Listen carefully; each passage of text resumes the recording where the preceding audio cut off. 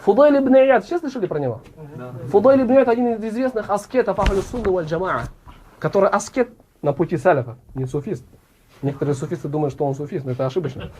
Фудайль ибн Ияд, он один из аскетов только на дороге и манхаджи салафу салих.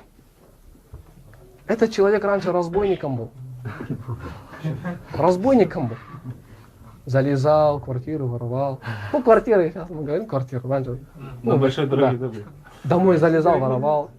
Иншаллах, здесь-то гейба не будет, потому что имам Ад-Дахаби это говорит, и все это говорят, это среди ученых распространено. Это. В квартиры залезал, потом разбойники на дороге становятся, воруют. И в один день к одной женщине домой залезал.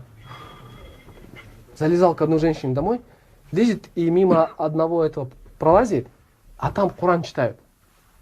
И аят читают.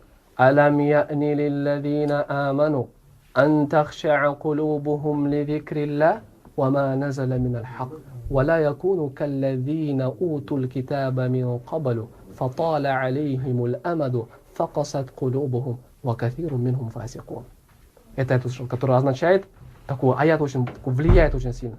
Аллах говорит: разве не пришло время для того, чтобы сердца уверовавших людей размягчились и смирились с тем, что не спасал Всевышний Аллах, и чтобы они не уподоблялись людям Писания, кому Аллах даровал Писание, много времени прошло, но их сердца затвердели.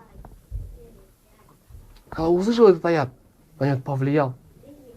Потом слез, говорит: пришло время, о мой Господь, пришло время, о мой Господь. Слез, и, серьезно говорю, слез, пошел тревожный, и один из выдающихся альмов стал, Фудайль ибн Ияд. Далиль на то, что ничем не надо пренебрегать Коран. Тот читал, даже не ожидал, может, что это дава там будет для него. Ты даже, может, не ожидал. Ты так же, как посланник Аллаха в намазе стоял, саллаллаху алейхи ва саллям, по мудрости Аллаха повлияло на Джубайра ибн Мут'им.